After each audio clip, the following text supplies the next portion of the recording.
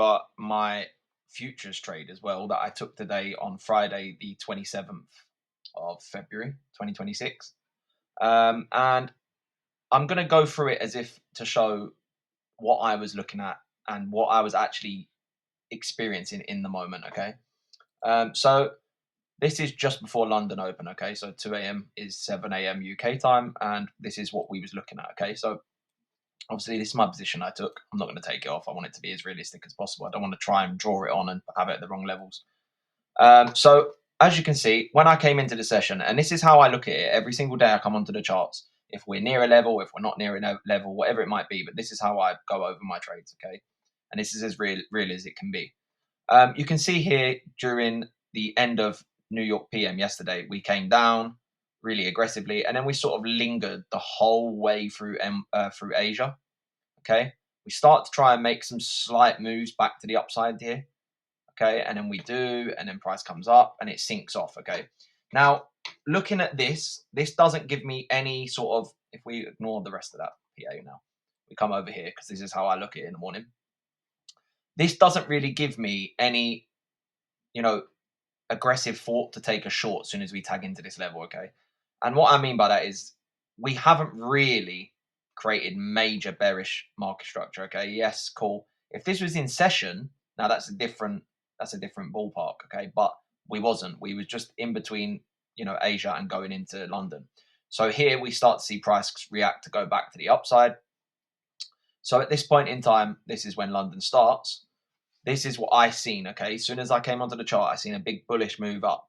Now I was on a live call with another trader at the time as well, and we also agreed on what we were seeing, trading the same strategy, of course. And price, I wanted to see price come into this level quite aggressively and push through it. Okay, to then retest this and then go long. Okay, so this position is based on my entry on a live account.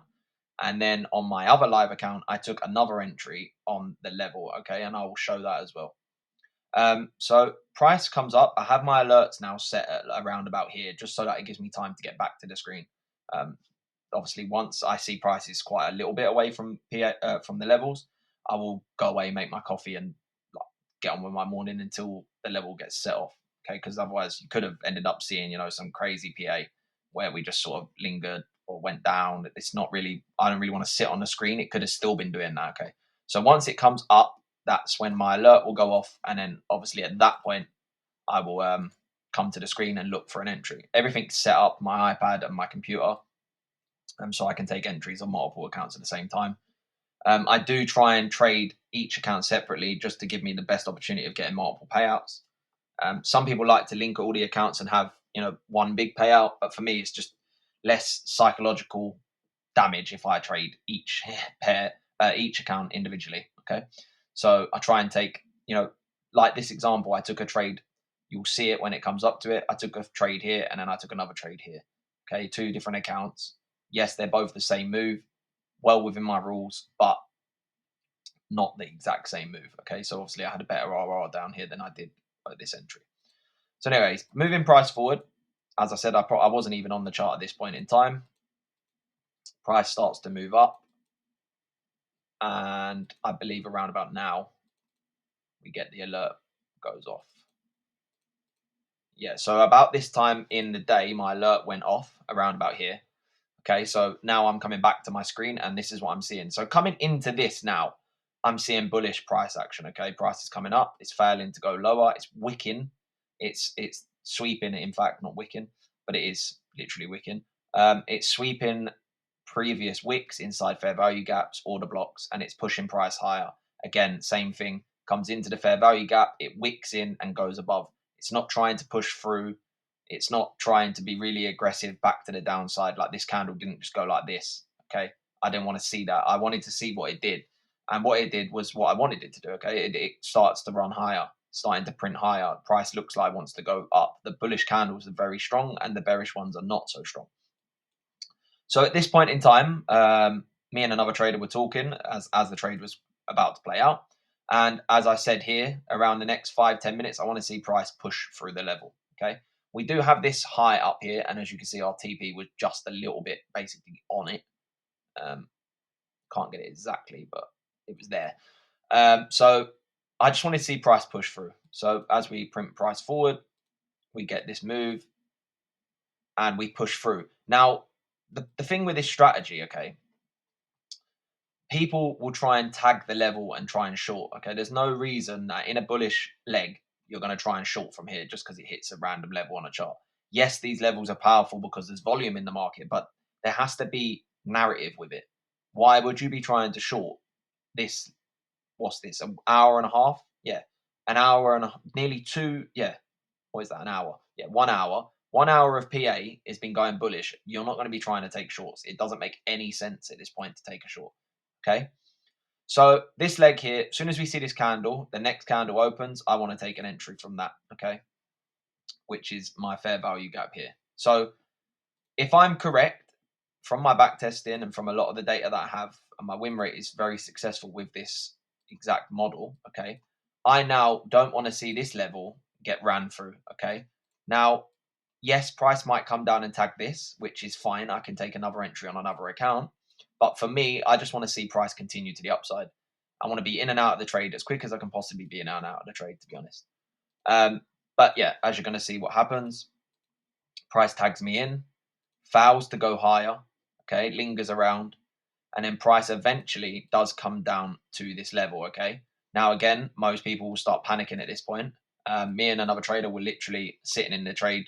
It is what it is at this point. You're in the trade. The money's there to be made or to be lost. You've got to be thinking like that. Sometimes I'm a little bit of a hypocrite like that because at the end of the day, when it comes down to real funds and you're playing with quite a lot of money, it can, alter your judgment. But the best rule and the best thing that I need to try and keep doing myself as well is to just let the trades run.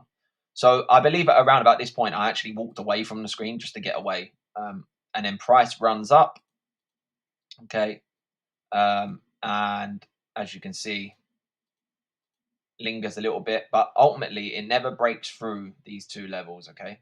So again, yes, it tags the previous day's point of control, but as we know with point of control areas, that's an area where buyers and sellers will both be coming into the market. So it might be a little bit harder to make a really good move straight away because obviously buyers are coming in to go long and sellers are trying to short off this big candle down.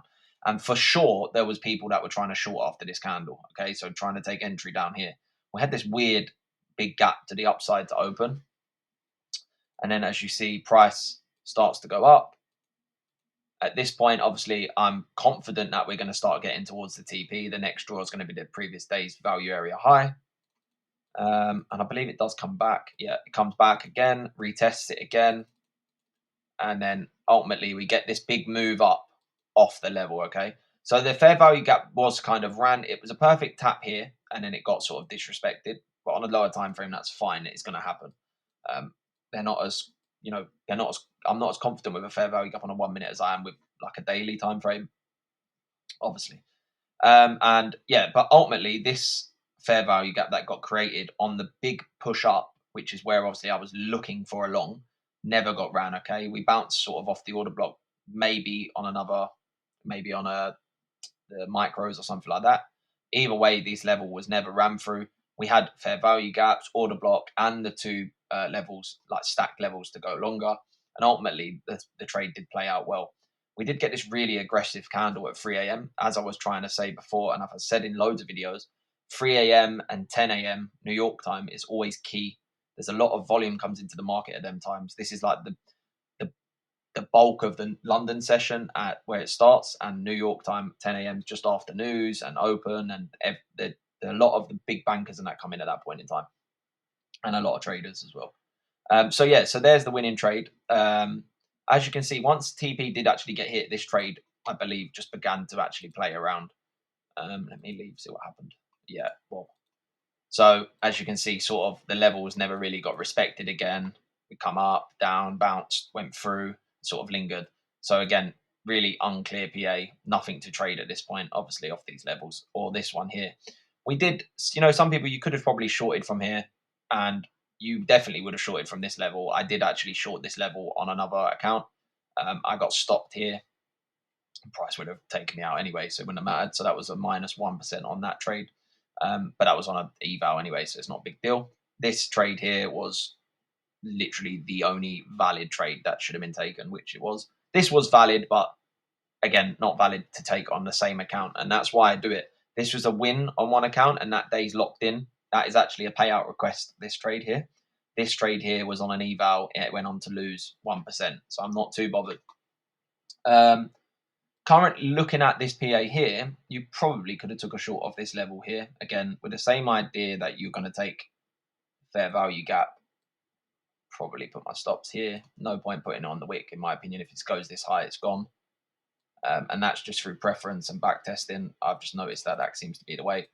And I probably would take that. I mean, again, a lot of traders will probably do this and put their stops right on their entry right on the level. For me, with my back testing, if it comes up there, I'll re-enter on another account. But for me, I just want to get in the bulk of the move. Seeing it as aggressive as it has been, especially off of here down, this is very little. There's nothing here to go up back to the upside. This is very aggressive.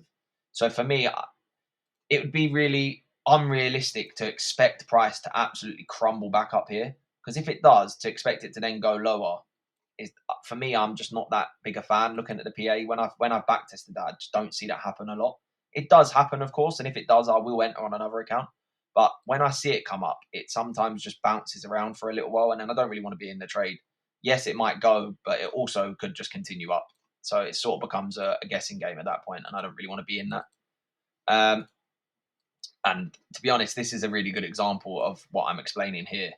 As you can see, I did actually take this. So same idea. Okay, same idea as what this is. I wanted to short this, and I was actually saying to my other mate trader that was in trades with me that I was going to look to short at least to the Asia low on this trade, which was all the way down here. Obviously, I wouldn't leave the whole position, but I was going to let a runner go. Um, but listen, it didn't happen. And like I was saying over here, the reason I get in is because, yes, that's a massive aggressive candle. Yes, on that occasion, you would have had the opportunity to get in on that previous week's value area again. You would have got stopped either way. Well, you might have got, no, you would have got stopped. I was going to say you may have got a 1.5, but you didn't just. So it's a bit of a pain in the arse. But at the end of the day, I like to try and take trades that I've got data for, okay? And I've got quite a lot of data backed up for taking entries on fair value gaps, either in and around the level or just below. And if I'm long, obviously just above, just like this, okay?